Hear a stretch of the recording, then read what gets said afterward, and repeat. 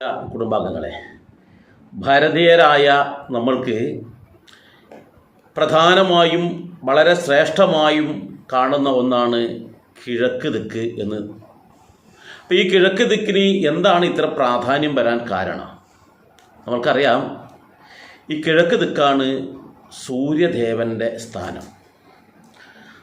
ആദ്യ കാലഘട്ടങ്ങളിലും നമ്മുടെ ഭാരതം മുഴുവനും, എന്നാൽ ഇപ്പോൾ ചില ഗോത്ര വിഭാഗക്കാർക്കിടയിലും വളരെ പ്രാധാന്യത്തോടുകൂടി ഈ സൂര്യദേവനെ ആരാധിക്കുന്ന ഒരു സമ്പ്രദായമുണ്ട്. പണ്ടുകാലങ്ങളിൽ ഭാരതത്തിലുള്ള എല്ലാ സനാതനധർമ്മ വിശ്വാസികളും കൺകണ്ട ദൈവം എന്ന രീതിയിൽ സൂര്യനെ തൊഴുതതിന് ശേഷം മാത്രമേ മറ്റെല്ലാ കാര്യങ്ങളും ചെയ്യാറുള്ളൂ. പ്രഭാതത്തിൽ എഴുന്നേറ്റ് കഴിഞ്ഞാൽ ആദ്യം സൂര്യനെ അല്ലെങ്കിൽ ആ ദിക്കിനെ, കാരണം കിഴക്കിനെ ദിക്കിനെ നോക്കിയിട്ടാണ് ചെയ്യുക.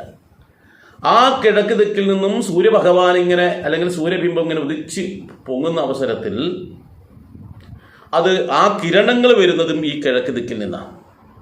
എന്ന് വെച്ചാൽ മനുഷ്യന് നല്ല സർവ്വചരാചരങ്ങൾക്കും ഏറ്റവും ഉപകാരപ്രദമായിട്ടുള്ള ഒരു എനർജിയാണ് സൂര്യകിരണങ്ങളിൽ നിന്ന് വരുന്ന വെളിച്ചവും അതിൻ്റെ തീവ്രതയും അല്ലെങ്കിൽ അതിൻ്റെ ചൂടും. ആ ചൂടും വെളിച്ചവും മനുഷ്യന് നല്ല സർവ്വചരാചരങ്ങൾക്കും ഏറ്റവും ഉത്തമമായിട്ടുള്ളതാണ്. അപ്പോൾ അത് പ്രദാനം ചെയ്യുന്നത് എവിടെയാ? കിഴക്ക് നിന്നാണ്. അപ്പോൾ അതുകൊണ്ട് തന്നെയാണ് കിഴക്കിനെ നോക്കി സ്തുതിക്കുകയും ഒക്കെ ചെയ്യുന്നത്. നമ്മൾക്കറിയാൻ പറ്റും, നമ്മുടെ ഭാരതീയരായ ഹിന്ദുക്കൾ ഒരു കാലഘട്ടത്തിൽ ചെയ്തിരുന്നത്, അല്ലെങ്കിൽ ഭാരതത്തിലുള്ള മുഴുവൻ ആൾക്കാർ ചെയ്തിരുന്നത്, പ്രഭാതത്തിൽ എഴുന്നേറ്റ് കുളിക്കുന്ന അവസരത്തിൽ കിഴക്കോട്ട് തിരിഞ്ഞു നിന്ന് ജലമെടുത്ത് അങ്ങോട്ട് നമസ്കരിക്കുന്ന അല്ലെങ്കിൽ തർപ്പണം ചെയ്യുന്ന ഒരു സമ്പ്രദായമുണ്ട് സൂര്യനെ.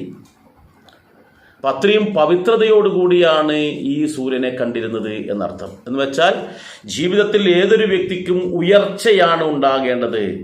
അപ്പോൾ പ്രഭാതകിരണമായിട്ടുള്ള സൂര്യൻ അല്ലെ പ്രഭാത കിരണങ്ങൾ നൽകുന്ന സൂര്യൻ എപ്പോഴും ഉയർന്ന് പൊങ്ങും. അത് നമ്മുടെ ജീവിതത്തിൽ അതുപോലെ സൂര്യനെപ്പോലെ ജ്വലിച്ചുകൊണ്ട് സമൂഹത്തിൽ നിൽക്കാൻ നമ്മൾക്ക് പ്രേരണയേകുന്ന വലിയൊരു സന്ദേശം ഈ സൂര്യനിൽ നിന്ന് ലഭിക്കുന്നത് കൊണ്ട് എല്ലാവരും സൂര്യന് വളരെയേറെ പ്രാധാന്യം നൽകുന്നു എന്നർത്ഥം. അപ്പോൾ ഈ കിഴക്ക് ഭാഗത്താണ് സൂര്യൻ ഉദിക്കുന്നതെന്ന് നമ്മുടെ കാഴ്ചപ്പാട്.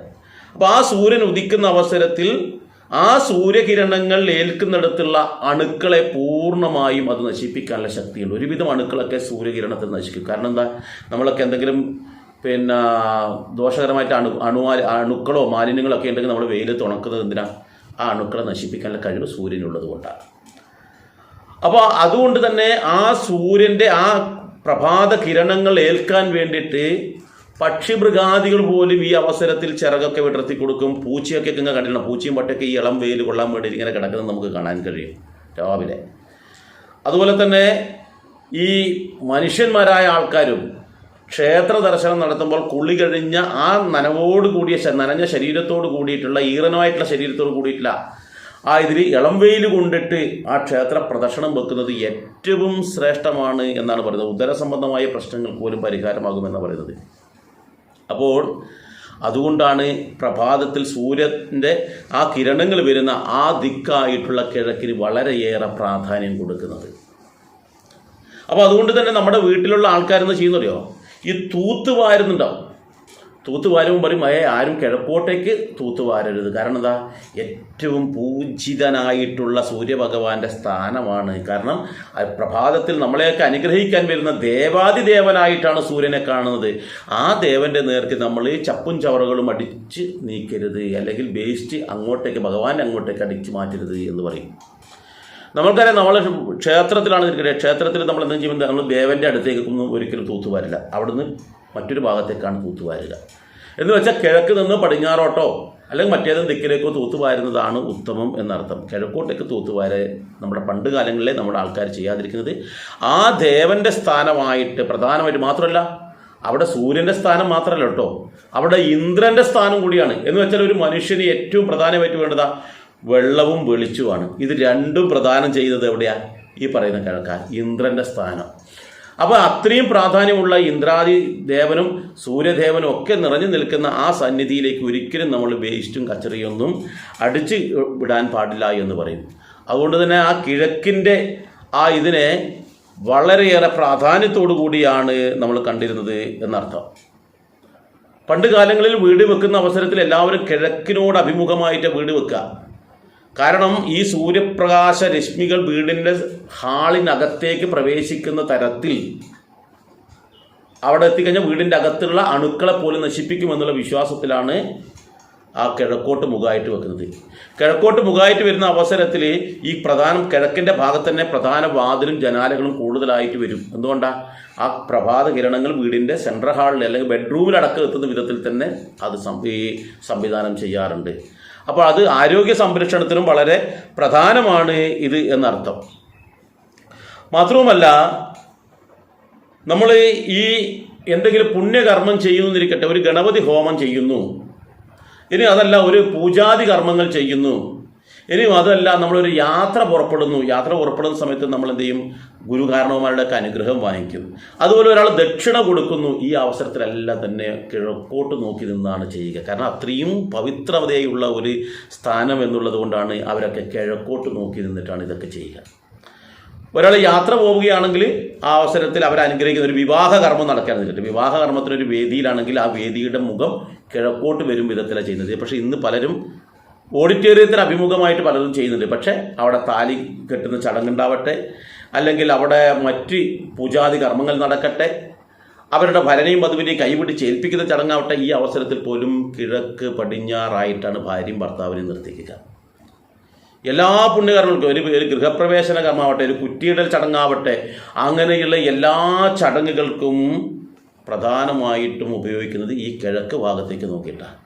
അതുകൊണ്ട് ഈ പറയുന്ന കിഴക്ക് ദിക്കിനെ വിശുദ്ധ ദിക്ക് എന്നാണ് പറയുക.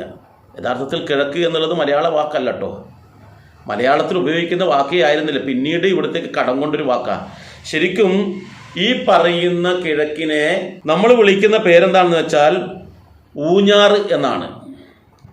ഊഞ്ഞാറ് എന്ന് കിഴക്കിനെയും പടിഞ്ഞാറ് എന്ന് മറ്റൊരു ദിക്കിനെയും, നേരെ ഓപ്പോസിറ്റ് ദിക്കിനെയും പറയും. തെക്ക് വടക്ക്, ഊഞ്ഞാറ് പടിഞ്ഞാറ് എന്ന് വെച്ചാൽ ഉയർന്നു വരുന്ന സ്ഥലം. ആര് ഉയർന്നു വരുന്നത്?